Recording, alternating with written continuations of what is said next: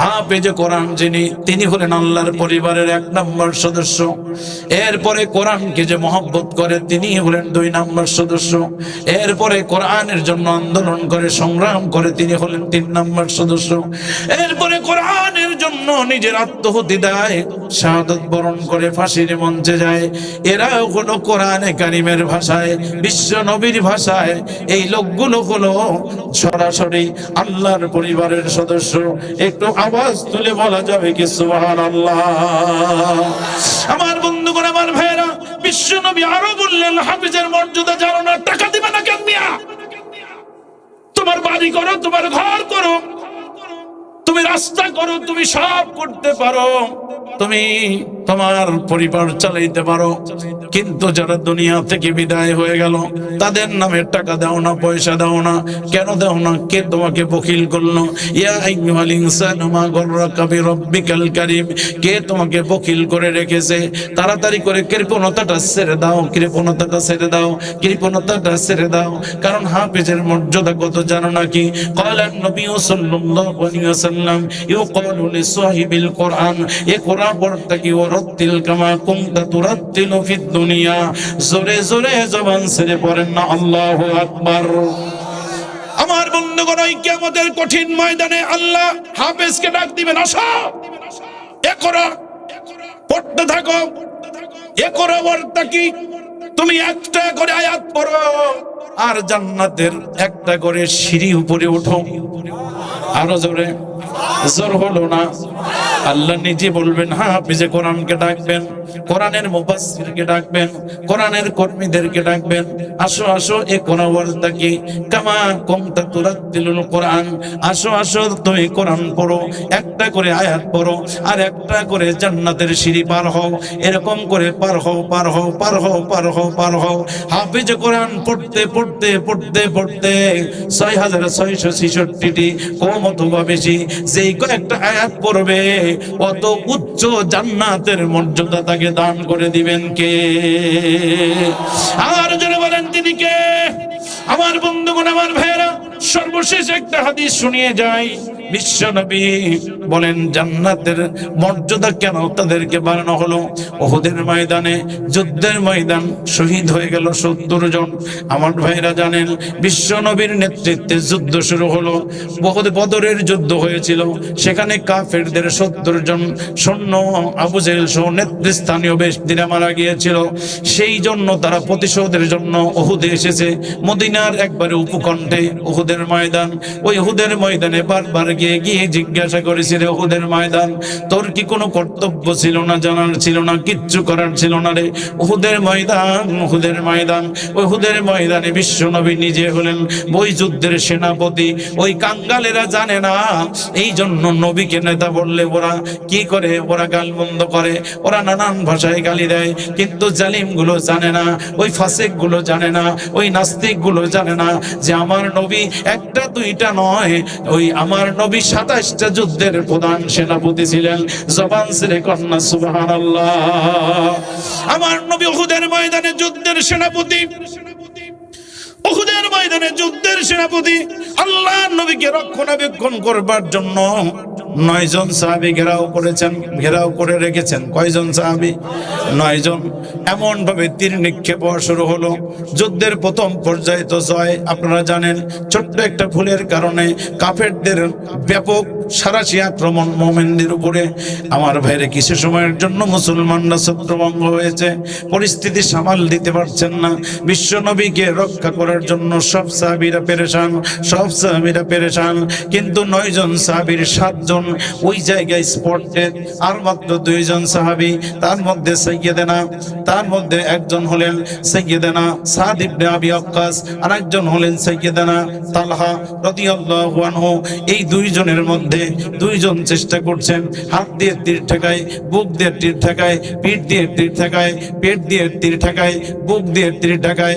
কিন্তু এমন ভাবে আক্রমণ শুরু করে, একজন মা, ও আমার মা বোনেরা, আপনারা এখানে অনেকেই বসে আছেন, আপনাদের জন্য স্পেশালি বলছি, একজন মা মদিনার গলি থেকে বের হলেন, সোজা উহুদের ময়দানের দিকে চলে আসছেন। কিছু দূর যাবার পর এক লোকের সাথে দেখা হয়ে লোকটা জিজ্ঞাসা করেছে, মা কোথায় যাও? বলে কোথায় যাচ্ছি? ওই উহুদের ময়দানে যাচ্ছি। বলে উহুদের ময়দানে যেয়ে তোমার কোনো লাভ হবে না, তোমার নিজের সন্তান যে ছিল ওই কিছুক্ষণ আগে সন্তানটা শাহাদত বরণ করেছে।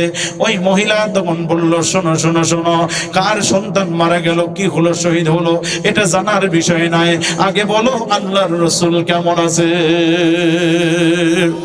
আবার এগিয়ে যাচ্ছেন, সামনের দিকে এগিয়ে যাচ্ছেন, আল্লাহর রাসূল সামনের দিকে এগিয়ে আল্লাহর রাসূলের খবর নেওয়ার জন্য মহিলা সামনের দিকে এগিয়ে যাচ্ছেন। কিছু দূর যাবার পর সংবাদ দিল একজন, মা কোথায় যাও? বলে কোথায় যাচ্ছে? উহুদের ময়দানে। বলে উহুদের ময়দানে যে কোনো লাভ হবে না, তোমার স্বামী কিছুক্ষণ আগেই তো দুনিয়া থেকে চলে গেল। কই তাই নাকি? ওতে কোনো আসে যায় না, আগে বলো আল্লাহর নবী সুস্থ আছে কিনা, বেঁচে আছে কিনা। বলে এই কথা বলে মহিলা রওনা হয়েছেন, একদম দৌড়ে দৌড়ে উহুদের দিকে যাচ্ছেন। কিছু দূর যাওয়ার পর উহুদ প্রান্তে প্রায় পৌঁছে গেছেন। একজন এসে বলল, মা কোথায় যাও? বলে কোথায় যাব? আর এই তো উহুদের ময়দানে। কই উহুদের ময়দানে যে কোনো লাভ হবে না। বলে কেন লাভ হবে না? বলে কিছুক্ষণ আগে তোমার একজন ভাই যুদ্ধে অংশগ্রহণ করেছিল, ওই তোমার ভাই শাহাদত বরণ করেছে। আল্লাহর রাসূলের মহিলা সাহাবী বললেন, কে মারা গেছে, কোন ভাই, কার স্বামী আর কার সন্তান মারা গেছে, শহীদ হয়েছে, এটা জানার বিষয় নাই, আমি আগে জানতে চাই আল্লাহর নবী রাসূলুল্লাহ ভালো আছেন নাকি, উনি বেঁচে আছে নাকি। আমার বন্ধুগণ, আমার ভাইরা, এই হাদিসটা যখন পড়তে যাই আমার চিৎকার করে বলতে ইচ্ছে করে, আল্লাহ ও রব্বুল আলামিন, ওই মহিলার মধ্যে তুমি রাসূল প্রেম যতটা ঢুকিয়ে দিয়েছো, ওই প্রেমটাকে গোটা জগতের উম্মতরে তুমি ভাগ করে দাও। আমার ভাইরা, মা ওই মা দৌড়ে গিয়ে বিশ্ব নবীর ঠিক কাছে চলে গেলেন। বিশ্ব নবীর তখন জ্ঞান ফিরে এসেছে। বিশ্ব নবীর কাছে গিয়ে বললেন, ইয়া রাসূলুল্লাহ, ইয়া হাবিবাল্লাহ, সন্তান হারার যন্ত্রণা আমার বুকে, স্বামী হারানোর ব্যথা আমার কলিজায়, ভাই হারানোর ব্যথা আমার হৃদয়ে, কিন্তু আমি তাতে কোনো আসে যায় না। আমি উহুদের ময়দানে এসে যখন বুঝতে পেরেছি, দেখতে পেলাম আল্লাহর নবী বেঁচে আছেন। আল্লাহর নবী বেঁচে থাকা মানে আমার আপনজনেরা যেই মারা যাবে আমার কিছু আসে যায় না। এই জন্য নবী বললেন, লা ইয়ামিনু আহাদুকুম হাত্তা কুনা হাব্বা ইলাইহি মিন ওয়ালিদিহি ওয়া ওয়ালাদিহি ওয়ান নাসি আজমাইন। কেউ যদি রাসূল বললেন, ততক্ষণ পর্যন্ত তোমরা নিজেদেরকে মুমিন হিসেবে দাবি করতে পারো না যতক্ষণ না তোমার ভাই, তোমার বোন, তোমার ছেলে, তোমার পুত্র, এমন কি তুমি নিজে তামাম পৃথিবীর মানুষের চাইতে নবীকে ভালোবাসতে না পারবে, ততক্ষণ পর্যন্ত তোমরা মুমিন হতে পারবে না। সেই উহুদের ময়দান কঠিন এক ময়দান। আমার বন্ধুগণ, লম্বা কথা, আমি সেই কথার দিকে যাব না। 70 জন সাহাবী দুনিয়া থেকে বিদায় হয়ে গিয়েছে, তাদের সবাইকে এরকম একটা জায়গায় দাফন করা হয়েছে। হজ আর উমরা যারা করেছেন গিয়েছেন উহুদের ময়দানে, বিশাল একটা জায়গার মধ্যে হযরত আমির হামজার কবরটার উপরে এরকম পাথর রেখে দেওয়া হয়েছে। ওইটা দেখলে এলাকার লোকেরা বলে, এটাই হলো আমির হামজার লাশ দাফন করা হয়েছে। চোখের পানি ঠিক রাখা যায় না, তার কারণ রাসূল দুইজনের চেহারা দেখে সবচেয়ে বেশি কেঁদেছিলেন। একজন হলো মুসআব, হযরত মুসআব রাদিয়াল্লাহু আনহু, যিনি ইসলাম গ্রহণ করবার পূর্বে একটা সেন্ট যদি একবার ব্যবহার করতেন, 2-4 মাইল যাবার পরে বুঝতেন এই জায়গাতে মুসআব হেঁটে গেছে। এক কাপড় কখনো 2 বার পড়তেন না। এরকম একজন সাহাবী আমার ভাইরা ঈমান গ্রহণ করবার কারণে সব কিছু মিলিয়ে দিয়েছেন। আমার ভাইরা, তার হাতেই উহুদের ময়দানের পতাকা ছিল। সাহাবীরা বর্ণনা করেন, একটা কোপ দিয়েছে, কোপ দেওয়ার সঙ্গে সঙ্গে একটা হাত কেটে গিয়েছে, আর এক হাত দিয়ে তরবারি ধরেছেন, ওই হাতে কোপ মেরেছে কাফেররা, ওই হাত দুনিয়া বিদায় হয়ে গেছে। এরপরে দুটা পা দিয়ে এরকম এই পতাকা আগলিয়ে রেখেছেন। পা দুটো যখন কেটে ফেলেছে, কামড়ায়া কামড়ায়া ইসলামের পতাকা উড্ডীয়মান করে রেখেছে, মাটির সাথে পড়তে দেয় নাই। এই জন্য ওই সাহাবী মুসআবকে এমন ভাবে ওরা মেরেছিল, আমার ভাইরা। আবার হযরত হযরত আমির হামজা নবীর চাচার হাত কেটেছে, পা কেটেছে, নখ কেটেছে, দাঁত তুলেছে, সব কিছুকে লন্ডভন্ড করেছে। এরপরে বুকটা চিরে কলিজাটা পর্যন্ত নিয়ে চিবিয়ে চিবিয়ে খেয়েছে। কি নিদারুণ এক পরিবেশ।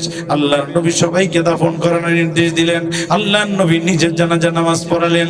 কিন্তু ঘটনা বলবার পিছনের কারণ হলো একটা, ওই জায়গায় কোনো মানুষকে নতুন কাপড় সবাইকে দিয়ে দাফন করার মতো কাপড় নাই, পুরাতন কাপড় দিয়ে পেঁচিয়ে পেঁচিয়ে তাদেরকে দাফন করা হচ্ছে। শুধু কি তাই নাকি, অনেক সময় একটা কাপড়ের মধ্যে দুইজনকে দিয়ে দিয়ে আমার ভাইয়েরা তাদেরকে দাফন করা হচ্ছে। এরপরে ওই একজন এক জায়গায় একটা কাপড়ের মধ্যে দুইজনকে পেঁচিয়ে দিয়েছেন। পেঁচিয়ে দেবার পর আমার বন্ধুগণ, আমার ভাইয়েরা, পেঁচিয়ে দেবার পর আল্লাহর নবী এখন তাদেরকে দাফন করবেন। আল্লাহর নবী এবার তাদেরকে ডাক দিয়ে বললেন, সাহাবীরা তোমরা কারা আছো? শোনো শোনো, তোমরা শোনো। আইয়ুহুম আকসারু আফজালুল কোরআন। ও সাহাবীরা, তোমরা জানো নাকি কেউ এখানে কি কোনো হাফিজে কোরআন দুইজনের মধ্যে একজন আছে নাকি? কোরআনের পণ্ডিত কে আছে? আল্লাহ নবী বললেন, আল্লাহ নবী জিজ্ঞাসা করলেন, কোরআনের পণ্ডিত কে আছে? আসো আসো, দেখায়া দাও। একজন সাহাবী বললেন, ফাইজা শির বিলা হাদিহিমা, হুজুর এই দুইজনের মধ্যে এই লোকটা উনি কোরআনের পণ্ডিত ছিলেন। বলে তাই নাকি? তাহলে ওই ব্যক্তির লাশটাকে উপরে রেখে বাকি আরেকজনের লাশ নিচে রেখে দাফন করে দাও। তার মানে কোরআনের মর্যাদা আছে না নাই? আরো জোরে বলেন, আছে না নাই? এই জন্য একরা বিশ্ববিদ্যালয়ের ছাত্র হতে হবে আমাদের সবাইকে। রাজি আছি নাকি আমরা সবাই? আল্লাহকে একটু হাত তুলে দেখাই সবাই, লিল্লাহে তাকবীর। আল কোরআনের আলো, আল ইসলামের আলো, নারায়ে তাকবীর। একরা বিশ্ববিদ্যালয়ের ছাত্র আমরা হতে চাই। আল্লাহর নামে বিশ্ববিদ্যালয়ের ছাত্র যদি হতে পারি, তাহলে আমাদের জন্য এই সমস্ত উপঢৌকনগুলো আছে। আমার ভাইরা,